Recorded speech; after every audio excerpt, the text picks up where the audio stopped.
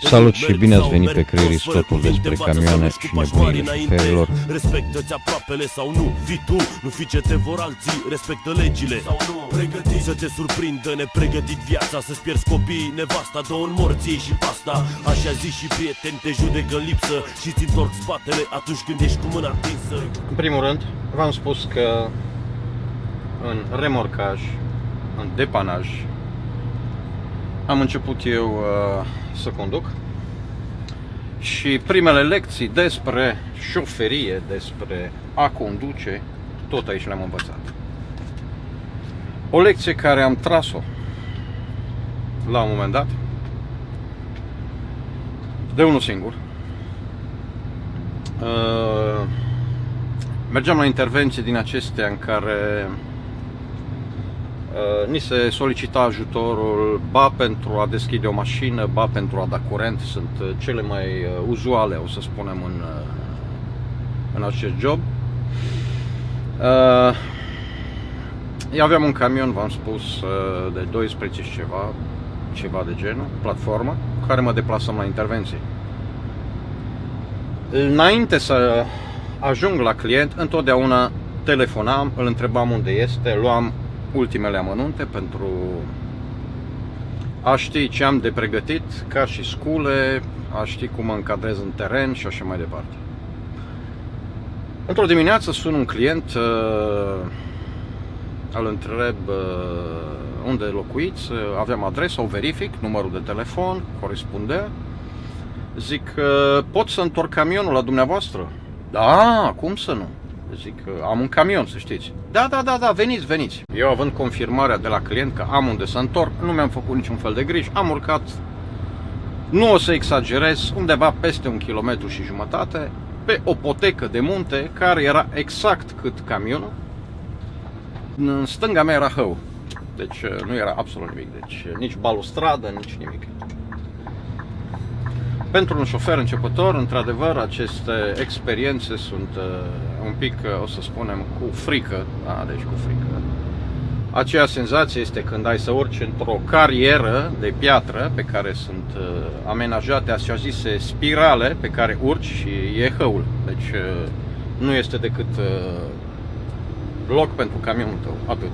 N-ai unde să întorci, e hău în dreapta, în stânga, nu există bariere de securitate, absolut nimic. În fine, am ajuns, casa în vârful dealului, niciun fel de loc să întorci camionul. Tipul presat, era stresat ca să ajungă la servici, m-a mințit, pur și simplu. Zice, păi am crezut că vii cu un jeep din ăla micuțul. Deci tipul lua curent cam în fiecare zi. Mergea pe asigurare. La mine a fost, deși a fost întrebat, a fost cu păcăleala. Dar o să spunem, în marea majoritate a cazurilor va funcționa. O altă întâmplare, tot din depanaj,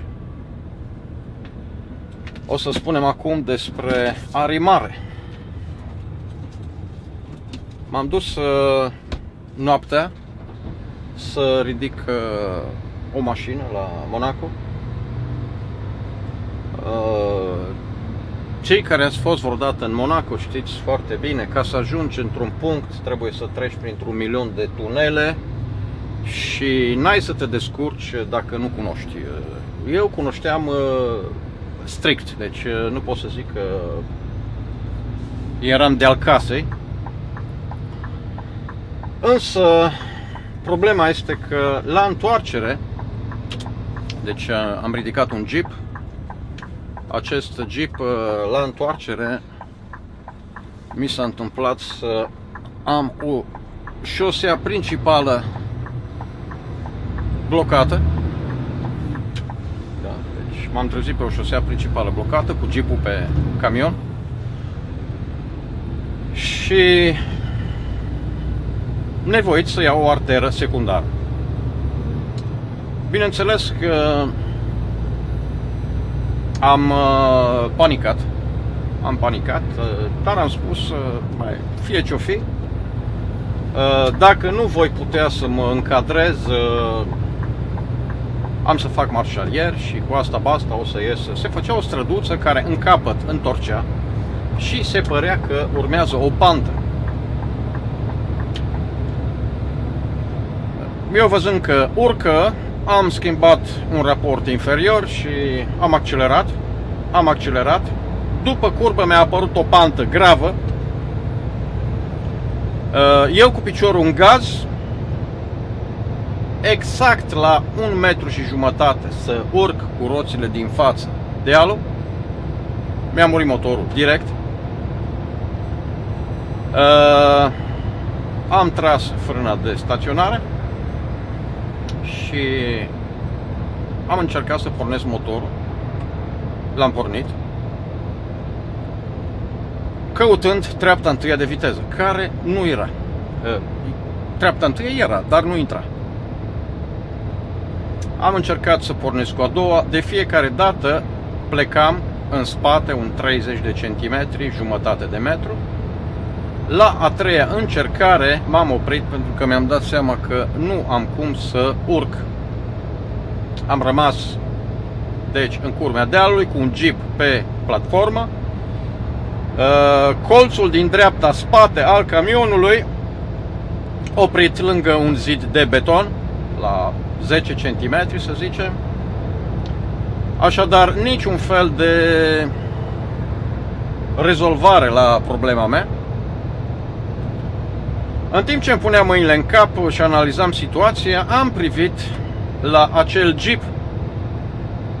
Vreau să vă spun că peste fiecare roată a jeepului, deci era trecută o kingă perfect strânsă, iar jeepul era prins în troliu.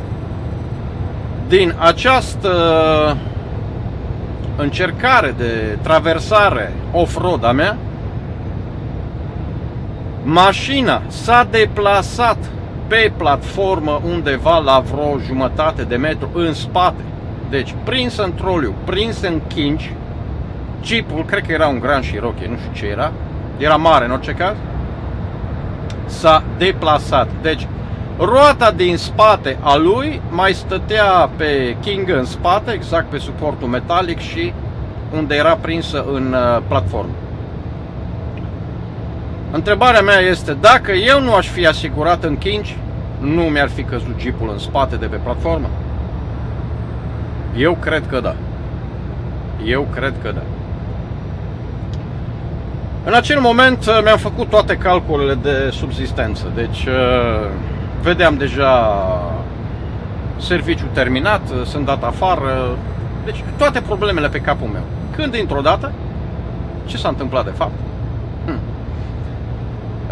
Din împrejurim, din imobilele care erau pe stradă, lângă colțul străzii, că eram într-un colț de stradă, cineva a telefonat și au venit pompierii monegașci. Undeva la 11 noaptea se trezești cu mașinile de pompieri, cu desfășurări de conuri, cu lecții de slăbește-o, bagă troliu. Nici mi-am dat seama ce s-a întâmplat de fapt. Sincer, nu mi-am dat seama ce s-a întâmplat de fapt. Ei m-au pus să o las pe neutru și m-au tras câte un pic, m-au tras afară din troliu. Nu am greșit drumul la întoarcere, deci am continuat acel drum și am reușit să ies din Monaco. Nu s-a ales cu niciun fel de repercursiuni, deci intervenția lor nu a fost prinsă în calcul de către firma de depanaj sau pur și simplu, deci ei și-au făcut datoria, a fost gratuit. Nu am primit absolut nimic, niciun fel de hârtie la firmă, deci nimeni n-a știut absolut nimic. O altă întâmplare extrem de, o să spunem, periculoasă pentru acele vremuri de început, că tot eram la Monaco, deci se întâmpla să iau mașini din Monaco sau să le duc din Franța spre Monaco. Am avut chiar onoarea să duc mașina preotului român care avea o nu știu ce biserică pe la Monaco. Deci nu mă întrebați că n-am fost niciodată la el. Mi-a spus doar că e preot și avea tot un jeep săracul preot. Da, la Monaco, la atâta zăpadă cât ai acolo, îi trebuia jeep. Eu transportam acasă. Și după ce am ieșit de pe autostradă, am luat primul tunel.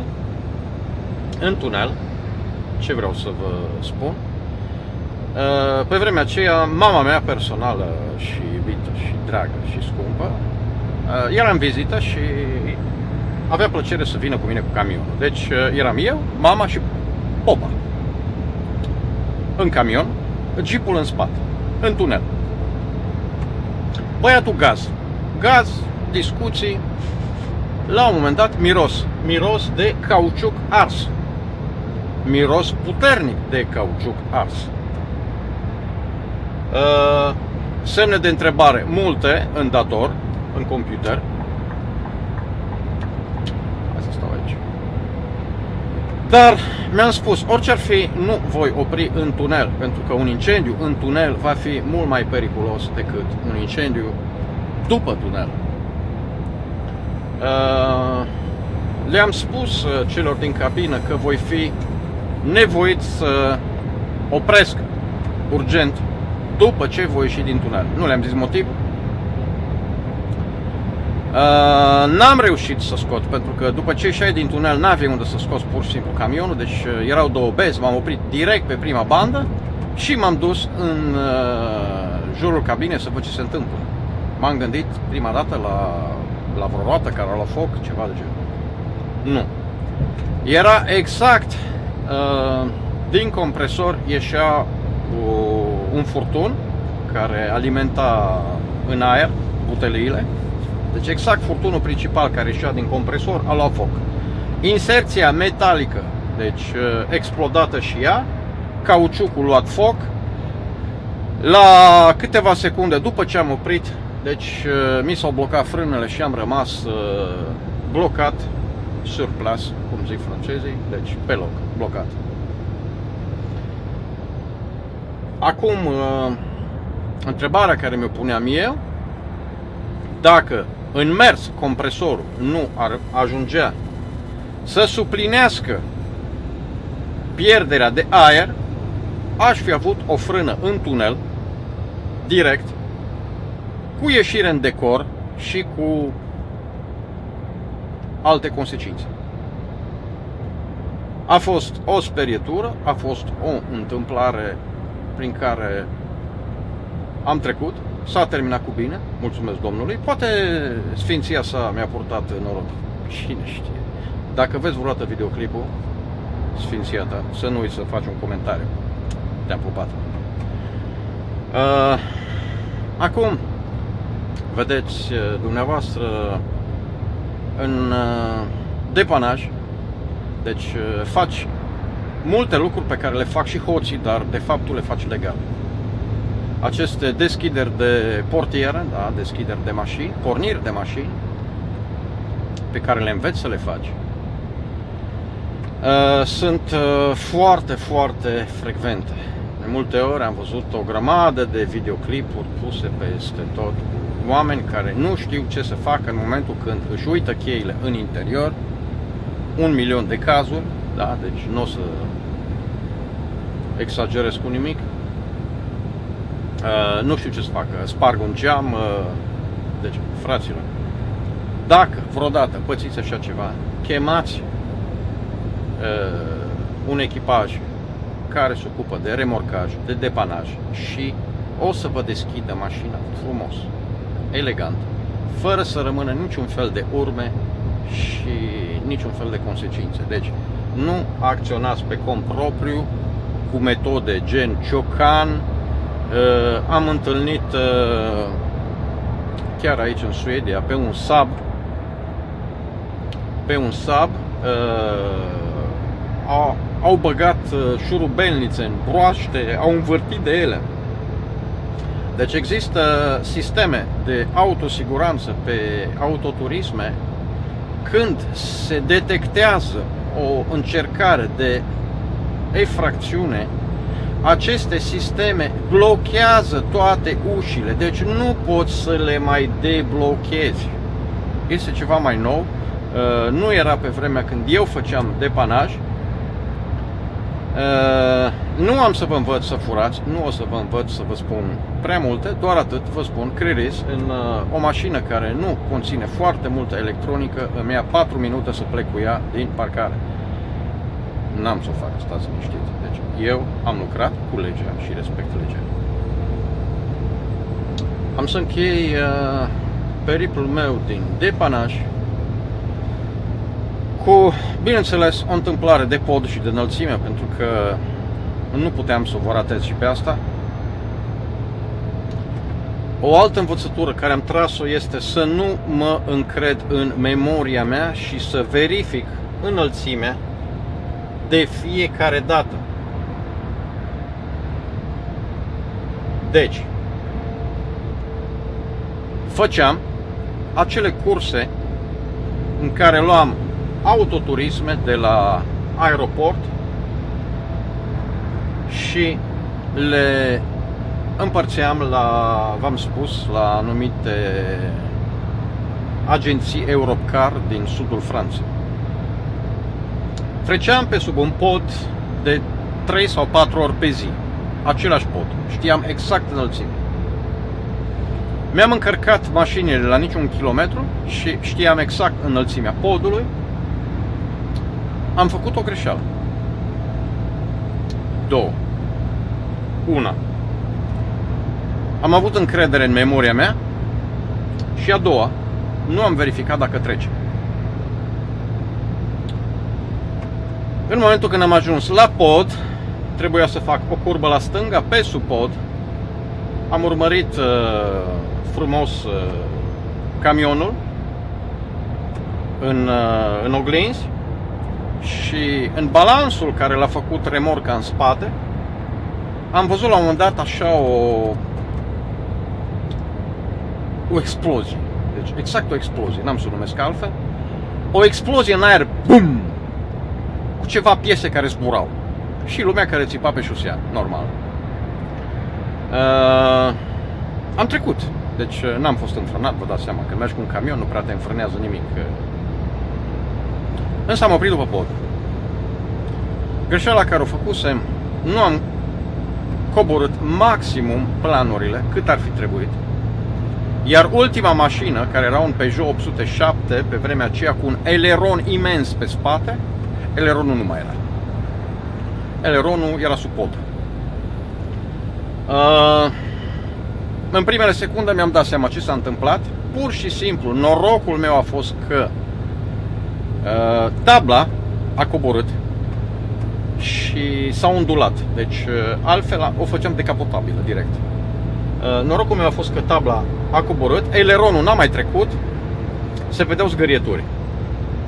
Am coborât absolut tot maximum din perne și conform instrucțiunilor primite de la patron, l-am sunat, nu era firma foarte departe.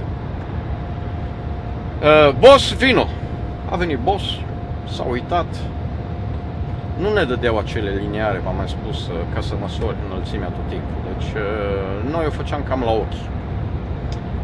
Acest făcut cam la ochi a costat eleronul. Da?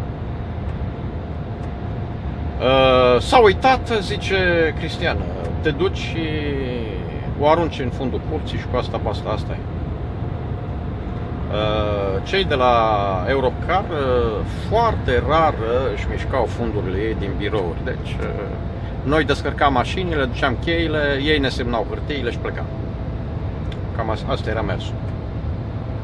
Am făcut ce a zis patronul. Am dus frumos. Am aruncat-o.